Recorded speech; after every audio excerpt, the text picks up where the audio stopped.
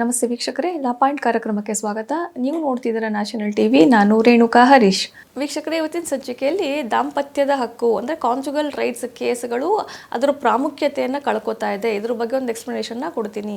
ವೀಕ್ಷಕರೇ, ಸಾಮಾನ್ಯವಾಗಿ Hindu marriage act section 9 ಕೆಳಗಡೆ ಏನು ಮಾಡ್ತಾರೆ, ಹೆಂಡತಿ ಏನಾದ್ರು ಬಿಟ್ಟು ದೂರ ಹೋಗಿದ್ರೆ ಹೆಂಡತಿ ಬೇಕು ಅಂತ ಹೇಳಿ ಕಾನ್ಜುಗಲ್ ರೈಟ್ಸ್ ಕೇಸನ್ನು ಹಾಕ್ತಾರೆ. ಅಥವಾ ಗಂಡ ಏನಾದರೂ ತೊರೆದು ಹೋಗಿದ್ರೆ, ಮನೆಗೆ ಸೇರಿಸ್ತಾ ಇದ್ದರೆ ಆವಾಗ ಗಂಡ ಬೇಕು ಅಂತ ಹೇಳಿ ಕಾನ್ಜುಗಲ್ ರೈಟ್ಸ್ ಕೇಸನ್ನು ಹಾಕೋದನ್ನು ನಾವು ನೋಡ್ತಾ ಇರ್ತೀವಿ.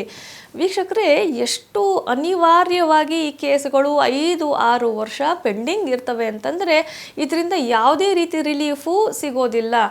ಕಾನ್ಜುಗಲ್ ರೈಟ್ಸ್ ಕೇಸ್ ಹಾಕೋದೇನಕ್ಕೆ, ನನಗೆ ಹೆಂಡತಿ ಬೇಕು ಅಂತ. ಆದರೆ ನ್ಯಾಯಾಲಯಗಳಲ್ಲಿ ಯಾವ ರೀತಿ ಇದು ನಡೀತಾ ಇದೆ ಅಂತಂದರೆ, ಕಾನ್ಜುಗಲ್ ರೈಟ್ಸ್ ಕೇಸ್ ಹಾಕಿದವರೇನೆ ಒಂದು ವೇಳೆ ಗಂಡ ಹೆಂಡತಿ ಬೇಕು ಅಂತ ಹೇಳಿ ಕೇಸನ್ನು ಹಾಕಿದ್ರೆ ನ್ಯಾಯಾಲಯದ ಮುಂದೆ ಹೆಂಡತಿ ಬಂದು ನಾನು ಹೋಗೋಕ್ಕೆ ರೆಡಿ ಇದ್ದೀನಿ ಅಂತಂದರೆ ಅವರು ಕರ್ಕೊಳ್ಳೋಕ್ಕೆ ರೆಡಿ ಇರೋದಿಲ್ಲ. ಅಂದರೆ ಏನು, ಕೇಸ್ ಹಾಕಿರೋ ಉದ್ದೇಶ ಏನು, ಹೆಂಡತಿ ಬೇಕು ಅಂತ. ಆಕೆ ನ್ಯಾಯಾಲಯಕ್ಕೆ ಬಂದು ನಾನು ಹೋಗೋಕ್ಕೆ ರೆಡಿ ಇದ್ದೀನಿ ಅಂತಂದರೆ ಇವ್ರು ಕರ್ಕೊಳ್ಳೋಕ್ಕೆ ರೆಡಿ ಇರೋದಿಲ್ಲ. ಕೇಸ್ ಉದ್ದೇಶನೇ ಇಲ್ಲಿ ಫುಲ್ಫಿಲ್ ಆಗ್ತಾ ಇಲ್ಲ. ಹಾಗೆಯೇ ಹೆಂಡತಿ ಕೂಡ ಗಂಡ ನನ್ನನ್ನು ಸೇರಿಸ್ಕೋಬೇಕು ಅಂತ ಹೇಳಿ ಒಂದು ಕಾನ್ಜುಗಲ್ ರೈಟ್ಸ್ ಕೇಸನ್ನು ಹಾಕಿರ್ತಾಳೆ. ಆದರೆ ಅಲ್ಲಿ ಏನಾಗುತ್ತೆ ಅಂತಂದರೆ ನ್ಯಾಯಾಲಯದ ಮುಂದೆ ಅವ್ರ ಗಂಡ ಆಯಿತು ಬರಲಿ ನಾನು ಕರ್ಕೋತೀನಿ ಅಂತಂದರೆ ಆಕೆ ಹೋಗೋಕ್ಕೆ ರೆಡಿ ಇರೋದಿಲ್ಲ. ಈ ರೀತಿ ನಡೀತಾ ಇದೆ ಪ್ರಕರಣಗಳಲ್ಲಿ. ಆದ್ದರಿಂದ ಇದು ಕಾನ್ಜುಗಲ್ ರೈಟ್ಸ್ ಕೇಸ್ ಅಂದರೆ ಅದ್ರ ಪ್ರಾಮುಖ್ಯತೆಯನ್ನು ಕಳ್ಕೊತಾ ಇದೆ.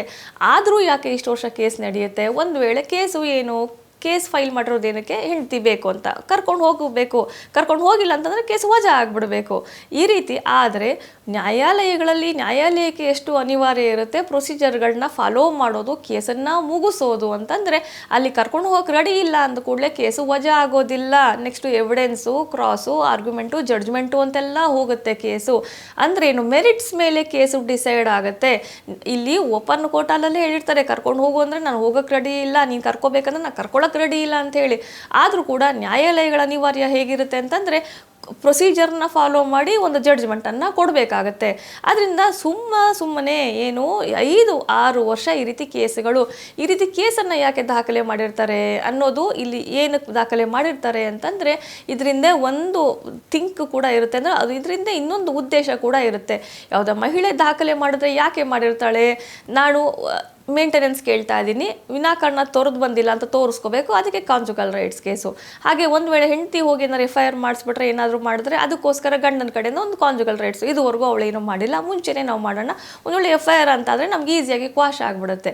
ಈ ರೀತಿ ಎಲ್ಲನೂ ಯೋಚನೆ ಮಾಡಿಕೊಂಡು ಒಂದು ಹಾಗೇನೆ ಜೀವನಾಂಶ ಕೊಡೋದ್ರಿಂದ ತಪ್ಪಿಸ್ಕೋಬೋದು. ಒಂದು ವೇಳೆ ಆಕೆ ನನ್ನ ಜೊತೆ ಬಂದು ವಾಸ ಮಾಡಿಲ್ಲ ಅಂತಂದರೆ ನನ್ನ ಜೀವನಾಂಶಕ್ಕೆ ಆಕೆ ಅರ್ಹತೆ ಇಲ್ಲ ಅಂತೇಳಿ ಮುಂದೆ ಸಾಬೀತು ಮಾಡ್ಬೋದಲ್ಲ.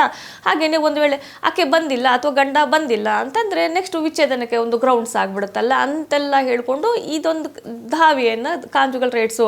ಅಂದರೆ ಕಾನ್ಜುಗಲ್ ರೈಟ್ಸ್ ಕೇಸೇ ಒಂದು ವೀಕೆಸ್ಟ್ ಕೇಸ್ ಅನ್ನೋ ಥರ ಆಗೋಗಿದೆ. ಇದಕ್ಕೆ ಯಾವುದೇ ರೀತಿ ಮನ್ನಣೆ ಇಲ್ಲ ಈ ಕಾನ್ಜುಗಲ್ ರೈಟ್ಸ್ ಕೇಸ್ಗಳಿಗೆ. ಎಷ್ಟೋ ಜನ ಕಕ್ಷಿದಾರರು ಮಧ್ಯದಲ್ಲೇ ಬಂದು ಹೇಳ್ತಿರ್ತಾರೆ, NOCಗಳನ್ನ ತೊಗೊಂಬರ್ತಾರೆ. ಏನಂತಾರೆ, ಕಾನ್ಜುಗಲ್ ರೈಟ್ಸ್ ಫೈಲ್ ಆಗಿದೆ, 3 ವರ್ಷದಿಂದ ನಡೀತಾ ಇದೆ, ಇನ್ನೂ ಎವಿಡೆನ್ಸೇ ಆಗಿಲ್ಲ, ನನಗೆ ಈಗ ಡೈವೋರ್ಸ್ ಬೇಕಿದೆ, ಇನ್ನೊಂದು ಕಡೆ ಮದುವೆ ಫಿಕ್ಸ್ ಆಗ್ತಿದೆ, ಏನು ಮಾಡ್ಬೋದು ಅಂಥೇಳಿ. ಇಂಥ ಸಂದರ್ಭಗಳಲ್ಲಿ ಕಾನ್ಜುಗಲ್ ರೈಟ್ಸ್ ಪೆಟಿಷನ್ನ ವಿತ್ಡ್ರಾ ಮಾಡಿಕೊಂಡು ಡೈರೆಕ್ಟಾಗಿ ಡೈವೋರ್ಸ್ ಪೆಟಿಷನನ್ನು ಫೈಲ್ ಮಾಡ್ಬೋದು. ನೀವು ಅಲ್ಲಿ ತೀರ್ಮಾನವನ್ನು ಕಾಯಬೇಕಾಗಿಲ್ಲ. ಬಹಳಷ್ಟು ಜನಕ್ಕೆ ಇದೊಂದು ಡೌಟ್ ಇದೆ, ಏನಂತಂದರೆ ನಾನು ಕಾನ್ಜುಗಲ್ ರೈಟ್ಸ್ ಕೇಸು ಪೆಂಡಿಂಗ್ ಇದೆ, ಆದರೆ ನನಗದು ಬೇಡ, ಡೈವೋರ್ಸ್ ತೊಗೋಬೇಕು, ನಾನು ಈಗ ಏನು ಮಾಡ್ಬೋದು, ಡೈವೋರ್ಸ್ ಪೆಟಿಷನ್ ಫೈಲ್ ಮಾಡ್ಬೋದು ಅಂತ. ಖಂಡಿತ ನೀವು ಹಾಕಿರೋ ಕಾನ್ಜುಗಲ್ ರೈಟ್ಸ್ ಪೆಟಿಷನ್ನ ವಿತ್ಡ್ರಾ ಮಾಡಿಕೊಂಡು ನಂತರ ವಿಚ್ಛೇದನಕ್ಕೆ ಅರ್ಜಿಯನ್ನು ಸಲ್ಲಿಸ್ಕೋಬೋದಾಗಿರುತ್ತೆ. ಅದರಿಂದ ಏನಂದರೆ ಉದ್ದೇಶನೇ ಬದಲಾಗ್ತಾ ಇದೆ. ಕಾನ್ಜುಗಲ್ ರೈಟ್ಸ್ ಕೇಸ್ ಏನಿದೆ ಅದು ಹಾಕೋದೇನೋ ನನಗೆ ಹೆಂಡತಿ ಬೇಕು, ಗಂಡ ಬೇಕು ಅನ್ನೋ ಕೇಸ್ಗಳು ಓಪನ್ ಕೋರ್ಟಲ್ಲೇ ಅವರು ಬರೋಕ್ಕೆ ರೆಡಿ ಇದ್ದೀನಿ ಅಂದರೆ ಇವ್ರು ಕರ್ಕೊಳ್ಳೋಕೆ ರೆಡಿ ಇರಲ್ಲ, ಹೆಂಡ್ತಿನೇ ಹೋಗಿ ಗಂಡನ ಜೊತೆ ಹೋಗಿ ವಾಸ ಮಾಡಿದ್ರೆ ನಾವು ಹೋಗೋಕ್ಕೆ ರೆಡಿ ಇರೋದಿಲ್ಲ. ಈ ರೀತಿ ಇರುವಾಗ ಕೇಸ್ ದಾಖಲೆ ಮಾಡಿದ ಉದ್ದೇಶ ಆದರೂ ಏನು, ಅವರು ಬೇರೆ ಬೇರೆ ಕೇಸಿಗೆ ಹೆಲ್ಪ್ ಆಗಲಿ ಅಂತ ಹೇಳಿ ಇದೊಂದು ಕೇಸನ್ನು ದಾಖಲೆ ಮಾಡಿರ್ತಾರ? ಇದು ಕೂಡ ಒಂದು ಪ್ರಶ್ನೆನೇ ಆಗಿರುತ್ತೆ. ಇದರಲ್ಲಿ ನ್ಯಾಯಾಲಯದ ಅನಿವಾರ್ಯತೆ ಏನು? ಹಾಗನ್ಬಿಟ್ಟು ಕರ್ಕೊಂಡು ಹೋಗ್ತಿಲ್ಲ ಅಂತೇಳಿ ಅವ್ರು ಅಲ್ಲಿಗೆ ಕೇಸನ್ನು ಮುಗಿಸ್ಲಿಕ್ಕೆ ಆಗ್ತದಾ? ಎವಿಡೆನ್ಸು, ಪ್ರೊಸೀಜರು ಅದೆಲ್ಲ ಫಾಲೋ ಮಾಡಲೇಬೇಕು, ಜಡ್ಜ್ಮೆಂಟ್ವರೆಗೂ ಬರಲೇಬೇಕು ಕೇಸ್ಗಳು. ಅದನ್ನು ನ್ಯಾಯಾಲಯ ತನಗೆ ತಾನೇ ಕೇಸನ್ನು ಮುಗಿಸ್ಬಿಡ್ಲಿಕ್ಕೂ ಆಗೋದಿಲ್ಲ. ಪ್ರೊಸೀಜರ್ಗಳನ್ನ ನ್ಯಾಯಾಲಯ ಕೂಡ ಫಾಲೋ ಮಾಡಲೇಬೇಕಾಗತ್ತೆ. ಆದ್ದರಿಂದ ಇದೊಂದು ಅನಿವಾರ್ಯವಾಗಿ ಇಂಥ ಕೇಸ್ಗಳು 5-6 ವರ್ಷ ಕೋರ್ಟ್ಗಳಲ್ಲಿ ನಡೀತವೆ. ಅನಿವಾರ್ಯವಾಗಿ ಕೋರ್ಟಲ್ಲಿ ನಡೆಯುವಂಥ ಕೇಸ್ಗಳಿದೆಲ್ಲನೂ ನ್ಯಾಯಾಧೀಶರು ಅವರ ಟೈಮನ್ನು, ಅವರ ಏನಿದೆ ಬುದ್ಧಿಯನ್ನು ಈ ಕೇಸ್ಗಳಲ್ಲಿ ಉಪಯೋಗಿಸ್ಬೇಕಾಗ್ತದೆ. ಅನಿವಾರ್ಯವಾಗಿ ಪ್ರೊಸೀಜರ್ನ ಫಾಲೋ ಮಾಡಿ ಕೇಸನ್ನು ಮುಗಿಸ್ಬೇಕಾಗತ್ತೆ. ಆದರೆ ಕೇಸನ್ನು ದಾಖಲೆ ಮಾಡಿದವ್ರಿಗೇನೆ ಕೇಸಲ್ಲಿ ಏನು ಫೈಲ್ ಮಾಡಿದ್ದೀವಿ ಅದರದ್ದು ನಮ್ಮಂಗೇನೆ ಆದೇಶ ಆದರೆ ಏನಾಗ್ಬೋದು, ಇದರಲ್ಲಿ ಇನ್ನೂ ಒಂದು ತಿಳ್ಕೊಬೇಕು. ಒಂದು ವೇಳೆ ಹೌದು ಹೆಂಡತಿ ಕಾಂಜುಗಲ್ ರೈಟ್ಸ್ ಕೇಸ್ ಹಾಕಿರ್ತಾಳೆ, ನನಗೆ ಗಂಡ ಬೇಕು ಅಂತ ಹೇಳಿ ಕೇಸನ್ನು ಗಂಡ ನನಗೆ ಕರ್ಕೋಬೇಕು ಅಂತ ಹೇಳಿ ಹಾಕಿರ್ತಾಳೆ.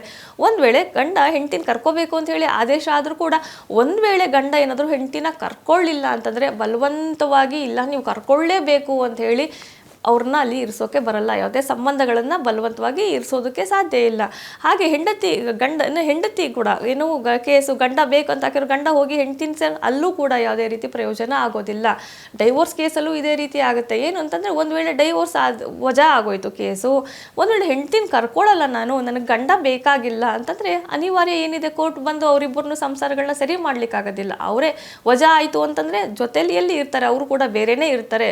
ಬರೀ ಒಂದು ಪೇಪರಲ್ಲಿ ಡಿಗ್ರಿ ಅಷ್ಟೇ ಬೇಕಾಗಿರುತ್ತೆ.